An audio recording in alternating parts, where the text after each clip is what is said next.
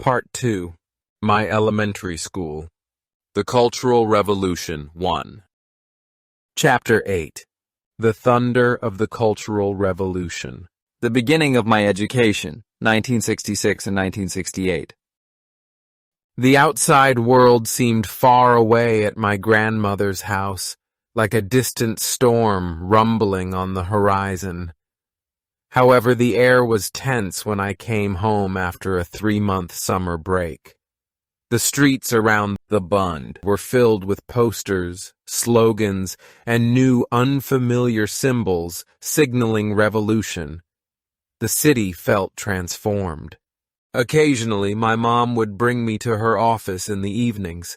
Government offices were among the few locations that had television sets at that time.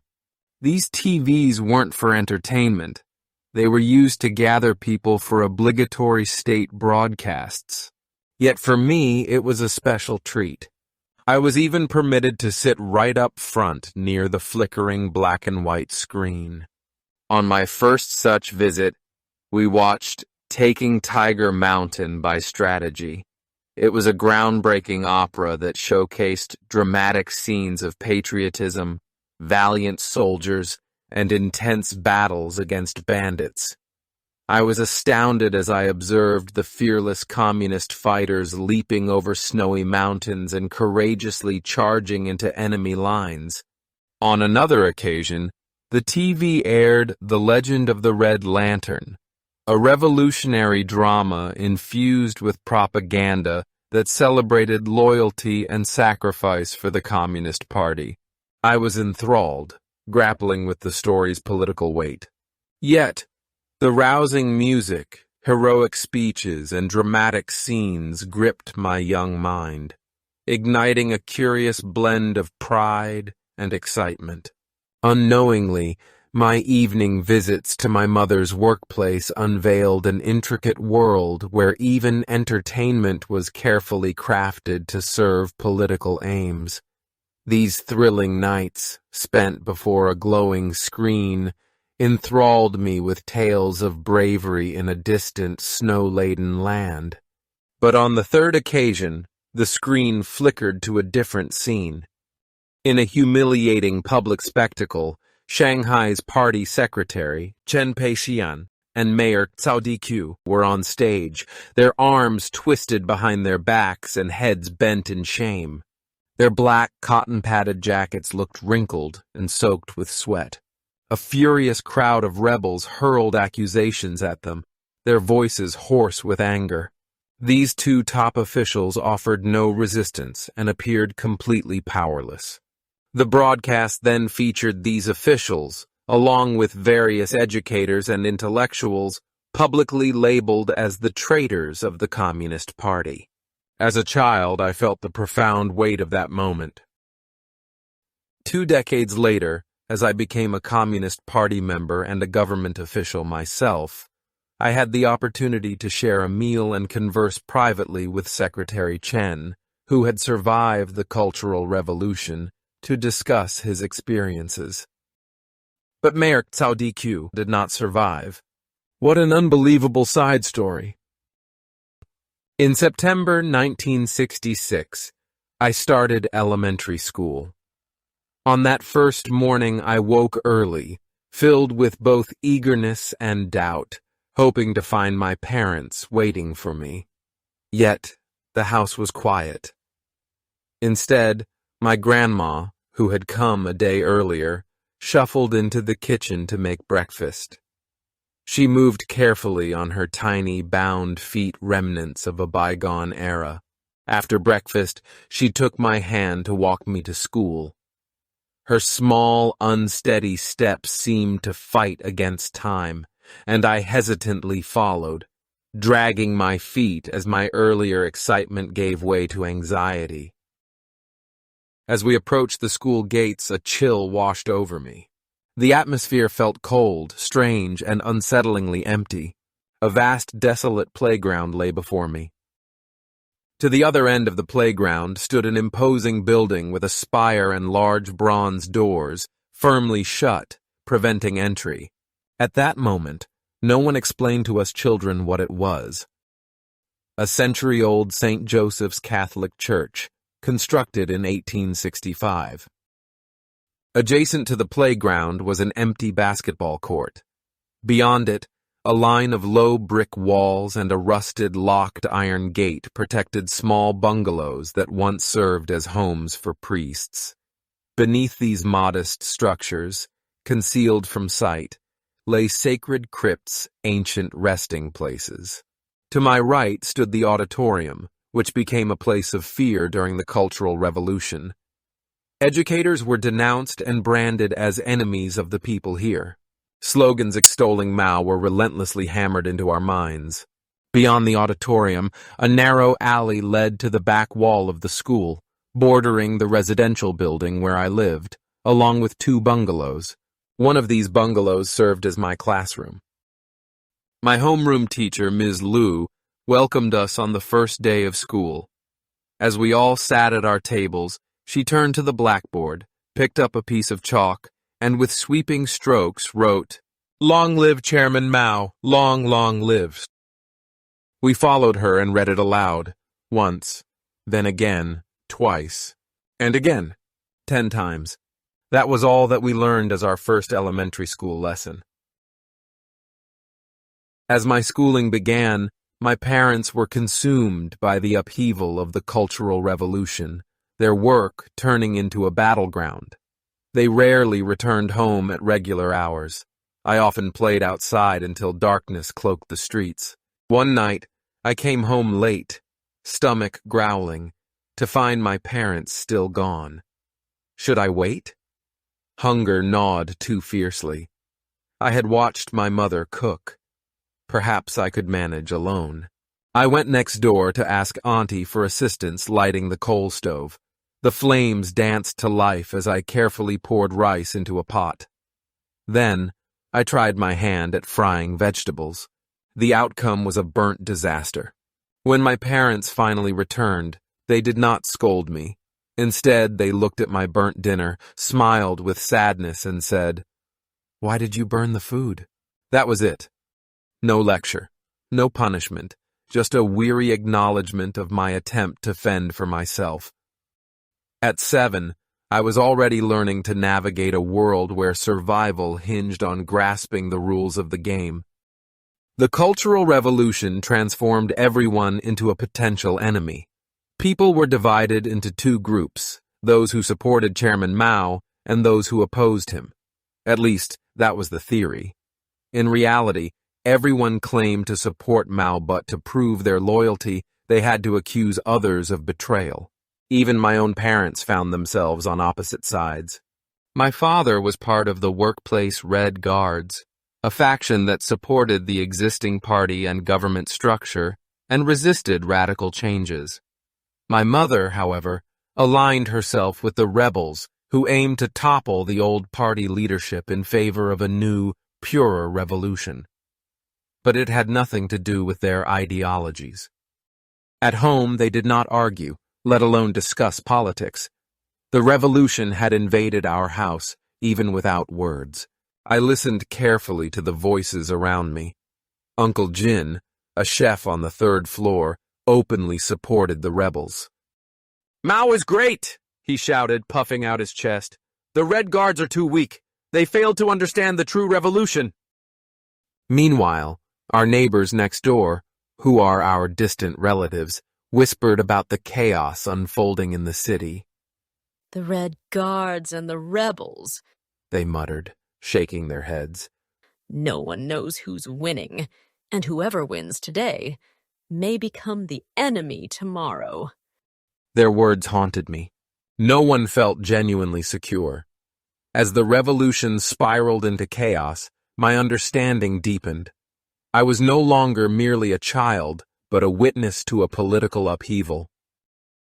The first time I saw a home raided was at the Shen family's residence next door, at number 9. We were informed they were capitalists.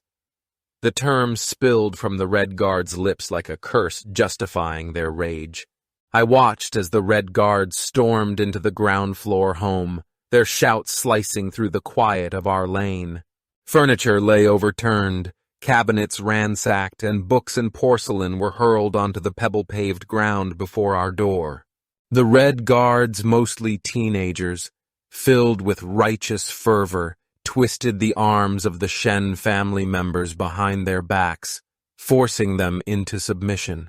They struck them not once, but repeatedly, as if trying to pound some invisible sin out of their bodies. No one intervened. No one dared to. The neighbors gathered outside in silence, their expressions tense, watching with frozen terror. I was among them, my heart racing. The Shen family lived right next door. What if they target us next? In the following days, the courtyard was strewn with remnants of the Shen family's existence, shredded bedding, broken teacups, and shattered frames. Their existence was wiped away in just a few hours. Then the suicides began. Every day, whispers circulated through the alley. Have you heard someone jumped from a rooftop last night? A man ran into the street. He was hit by a truck.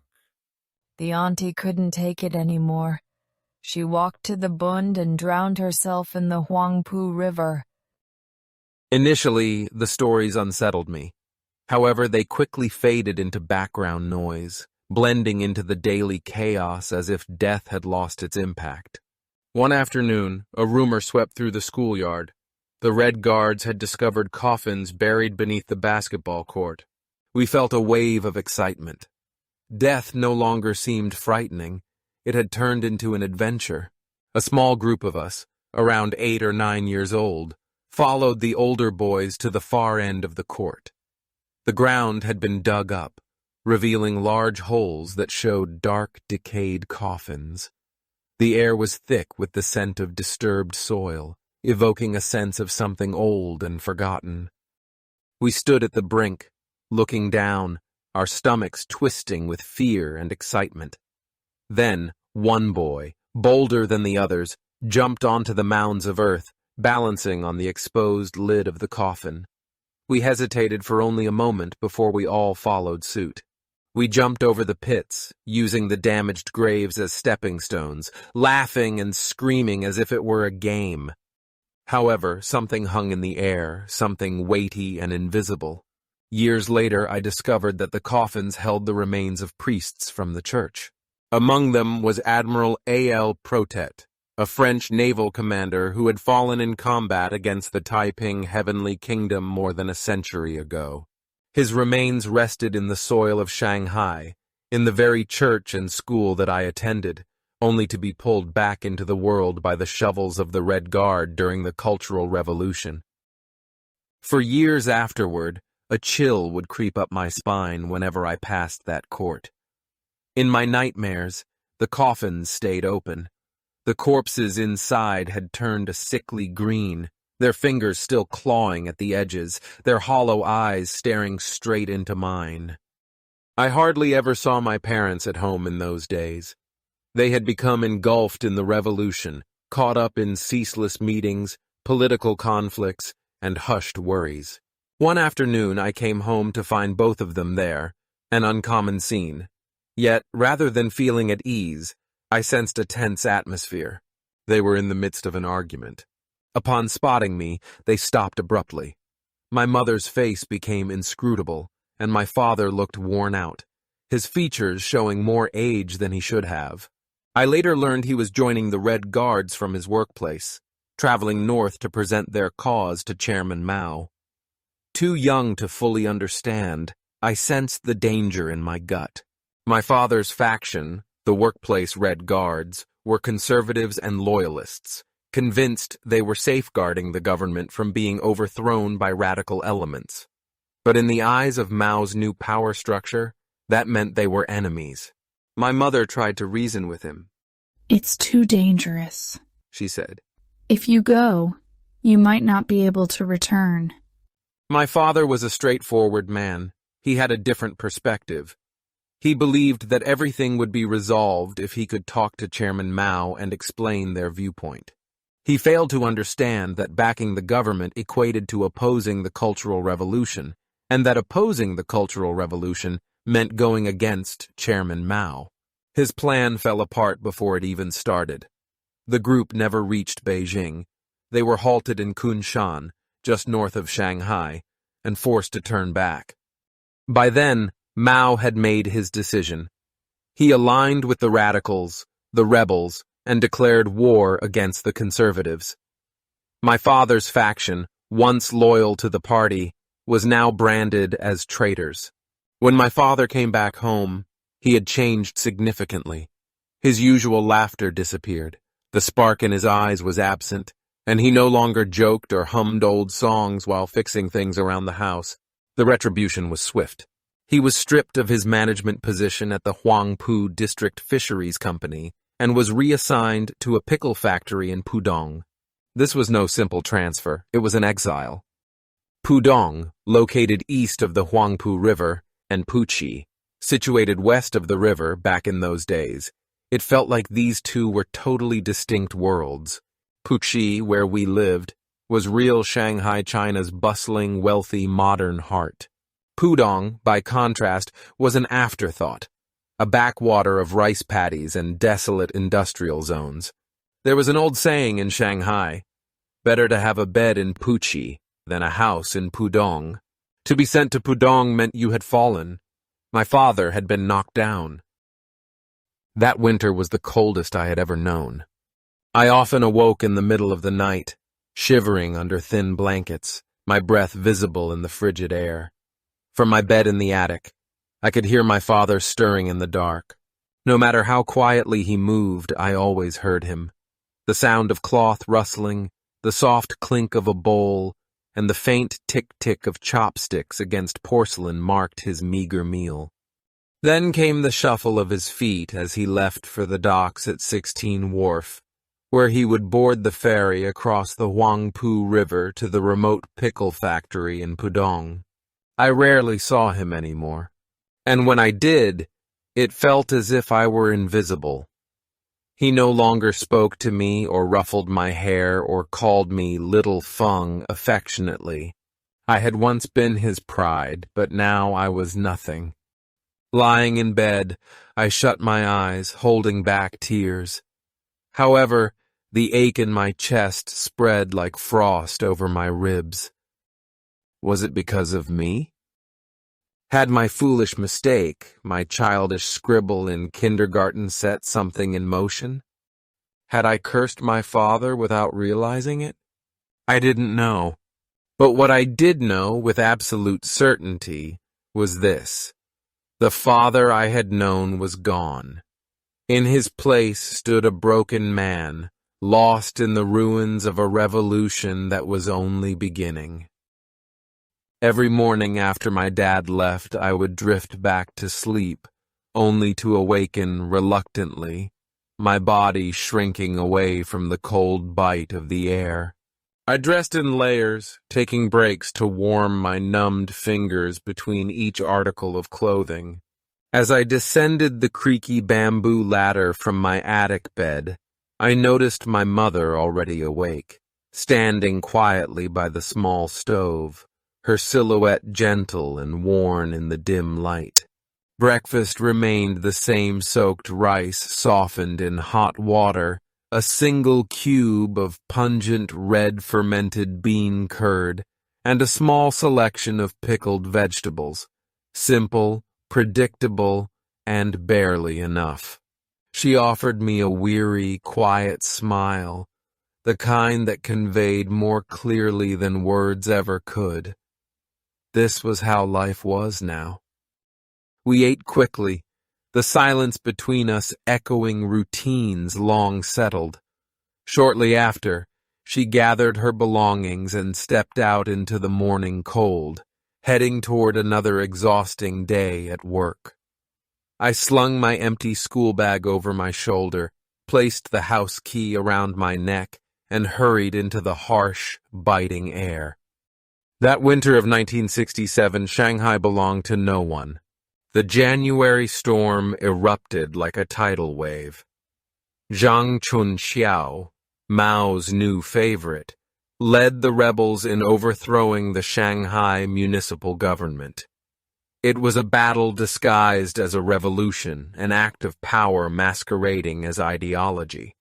They referred to it as the January Revolution, comparing it to the 1871 Paris Commune and the Russian Revolution of October 1917. For me, it was a spectacle. At night, I would quietly slip out to the Bund to observe the crowds gathering outside the city government building. The walls shone brightly, and banners fluttered under the floodlights. People pounded drums and gongs, their chants echoing in the crisp night air.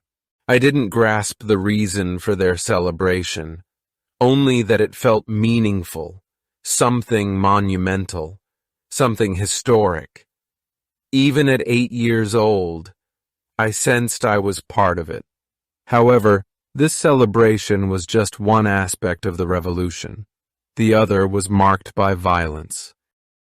On a hot August night in 1967, I couldn't sleep, so I stepped out onto the balcony. From that vantage point, I spotted a convoy of trucks speeding along Jinling East Road. Scores of workers filled the open truck beds, clutching iron spears and sporting rattan helmets. They charged forward like a marching army, heading toward the Bund.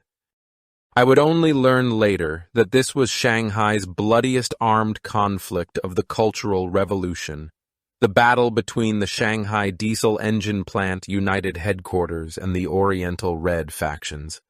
Hundreds, perhaps thousands of workers tried to slaughter one another in the factories and on the streets. Shanghai had descended into civil war. During my early elementary school years, the memories that haunt me the most are not of street battles, but of 2 female teachers. I never received a lesson from either of them, nor did they engage me in conversation. They both bore the same last name, Shu. One was tall, while the other was of medium height. Both of them were English teachers. When I noticed them, they had already turned into shadows of their former selves, grim and silent figures with faces devoid of life. I witnessed them being dragged onto the stage in the auditorium, their heads lowered under the weight of accusations. The taller Ms. Shu was accused of being an American spy, a secret counter-revolutionary who had finally been uncovered. Her punishment was to sweep the floors of the senior classroom building. I rarely saw her, but on the few occasions I did, she appeared almost statuesque stiff, unmoving, and unbreakable. She remained unfazed despite the older students' mockery, scolding, or even hitting. Her obstinacy was intimidating. In contrast, there was Ms. Shu, who was of medium height.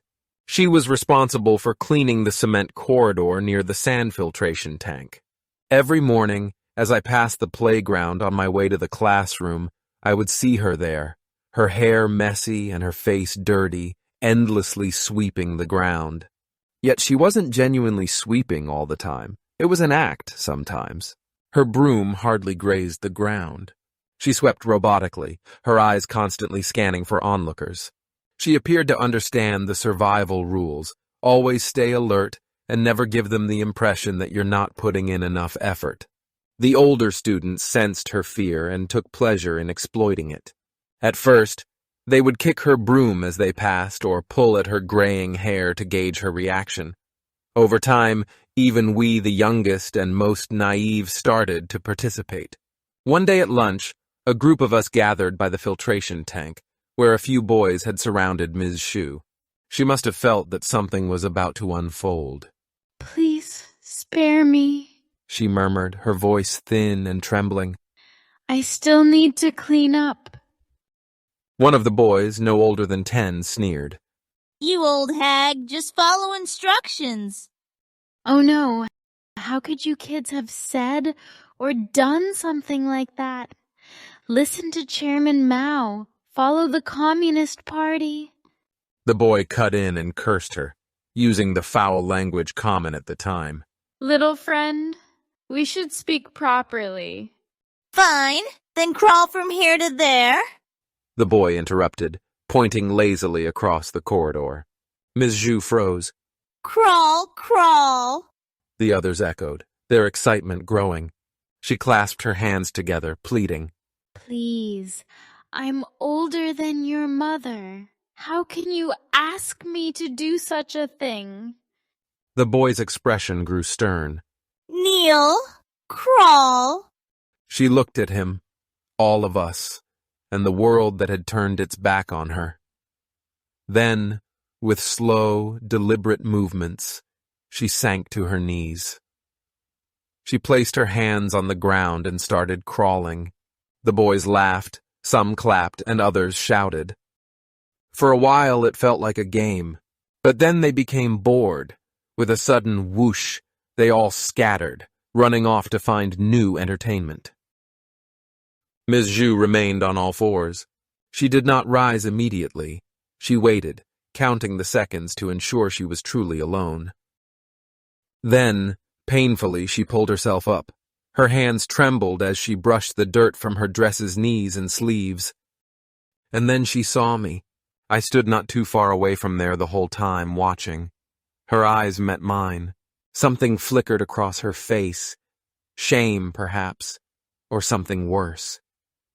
She tried to smile, but it was twisted, broken, a terrible sight. Then, without saying a word, she turned away, picked up her broom, and resumed sweeping. She was older than my mother. The thought struck like lightning, searing into my mind and leaving a scar that would never fade. Several days later, on my way home from school, I found Ms. Zhu again. She was walking in front of me, alone. Her pace was slow and heavy, as if each step bore the weight of the world. Her head was bowed, defeated, and her posture was broken. Suddenly, I saw a classmate beside me grab a stone from the ground and hurl it at her. The sound it made, a sickening thud against her skull, echoed painfully through the air. She gasped sharply, stumbled forward, and pressed her trembling hands to her wounded head. My body flinched as if the stone had struck me instead. The boy who threw it laughed and then ran away. This was my earliest, most brutal lesson in revolutionary education.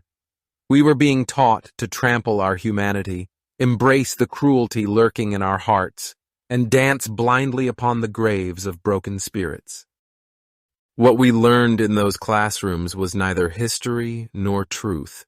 It was idol worship, a fanatic chant that drowned out reason, compassion, and conscience. Long live Chairman Mao! Long live! Long live!